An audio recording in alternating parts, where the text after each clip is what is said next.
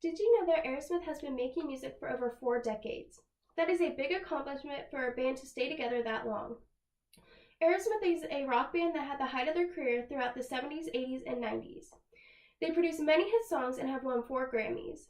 In this speech, I will be informing all of you about Aerosmith. I will cover how they got their start, what happened during the peak of their fame, and what they are doing now.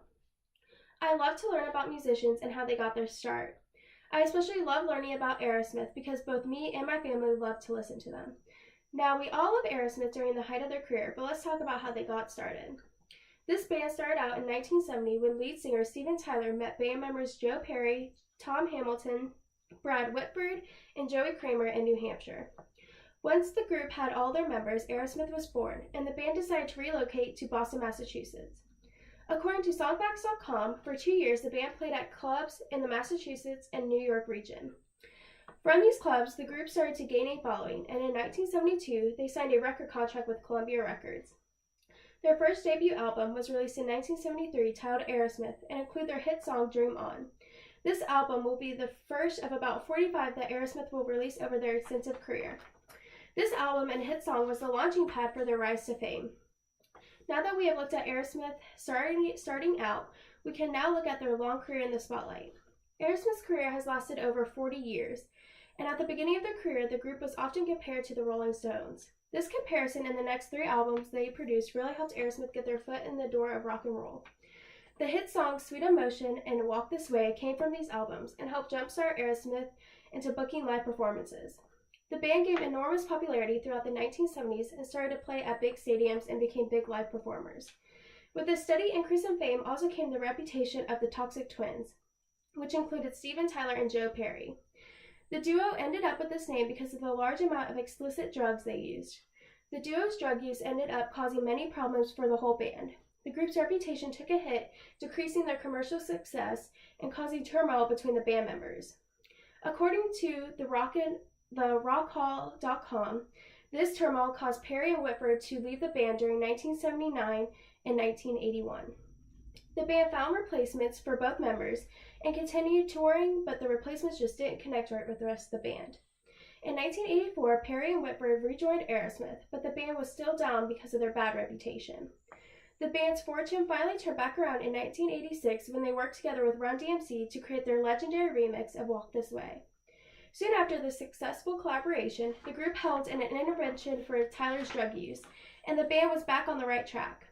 The group continued to produce hits and in 1989 really embraced MTV, which led to controversy surrounding their hit video and song Janie's Got a Gun.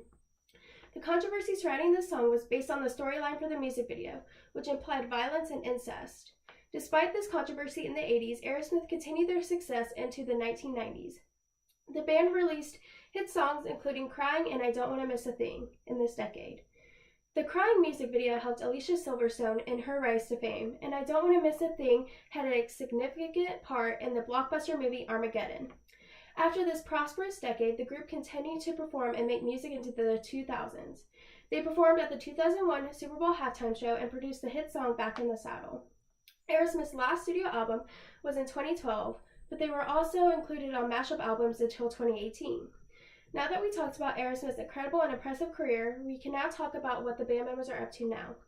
After their latest 2012 studio album, the members of Aerosmith started to go on their own paths.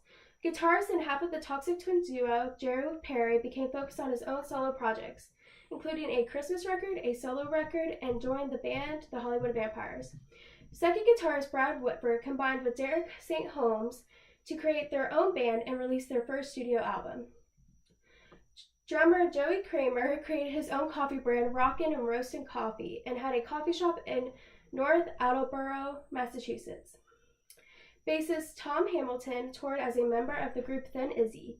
Lastly, lead singer and other half of the Toxic Twins, Steven Tyler, released the studio album We're All Someone from Somewhere in 2016. This is his studio country album that he's been working on for a long time. According to UltimateClassicRock.com, some of the other members of Aerosmith has expressed their dislike for Steven Tyler's new solo career. In May of 2016, Whitford released a statement saying that other members of the band have considered touring together without Steven Tyler. Whitford also stated that the reason for them excluding Tyler was because they felt abandoned by him for Tyler's new solo career. Now we are all caught up on Aerosmith's band members and new careers. In my speech, I have covered the history of the rock band Aerosmith. I have discussed where and how the band got their start and the accomplishments they had during their long career, what the members are up to now. Aerosmith has become a great example of a classic rock band. Throughout their long-lasting careers, they have created many hits that are still loved and played today. Even though a lot of people would love to see them tour again, I'm sure we can all agree that Aerosmith is not the same without their original members to create amazing hit songs and memorable performances. Aerosmith music has lasted throughout their extensive career and will continue to live on for years to come. Thank you.